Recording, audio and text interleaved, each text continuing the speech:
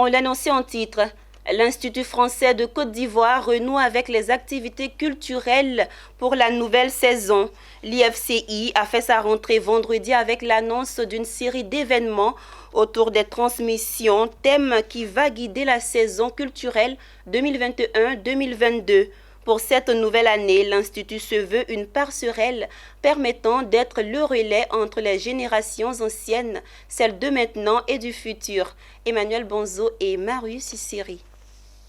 C'est une nouvelle saison chargée d'activités qui s'ouvre à l'Institut français de Côte d'Ivoire. En plus des événements habituels qui animent l'Institut, l'accent cette année va être mis sur la formation et servir de courroie de transmission au public. En effet, transmission, c'est le thème qui va dominer la vie de l'Institut tout au long de cette nouvelle saison. Déjà, nous, en tant que langue française, on est une langue de transmission de savoir. Ensuite, il y a dans tout ce que nous allons faire comme programme, on va mettre l'accent sur le fait qu'on doit transmettre nos traditions, on doit transmettre notre savoir-faire à d'autres générations, à nos enfants, à ceux qui sont après nous. Et aujourd'hui, nous allons identifier un certain nombre de personnes et attirer leur attention sur le fait que ce qu'ils sont en train de faire est bien, mais il faut qu'ils laissent un produit.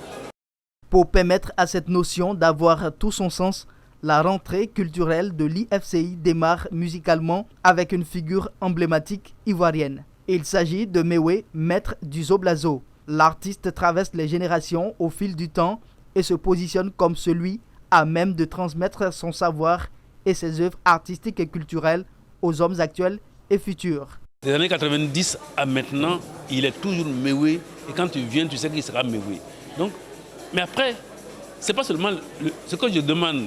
C'est pas seulement que Mewe dise aux gens, mon Zoblazo, je veux que ça continue. Mais comment cette façon de travailler professionnel peut être un modèle pour d'autres? Avec le roi du Zoblazo, c'est un retour aux sources que recherche l'Institut en cette saison, placé sous la nouvelle direction de Laurent Bonneau en remplacement de Patrice Thévier. L'idée est de faire en sorte qu'on ait une programmation la plus ambitieuse possible, qui réponde aux besoins évidemment de notre public et qui puisse justement s'étendre largement sur toute la Côte d'Ivoire.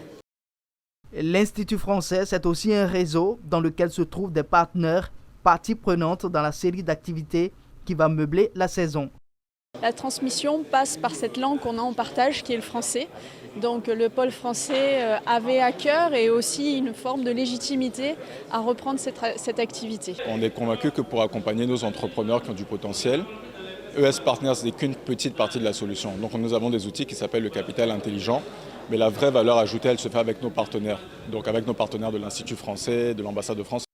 Avec la nouvelle saison, l'Institut français fera également un clin d'œil à la femme, à la danse, au numérique, au débat d'idées et aux livres, afin de continuer de promouvoir les arts de tout genre en Côte d'Ivoire.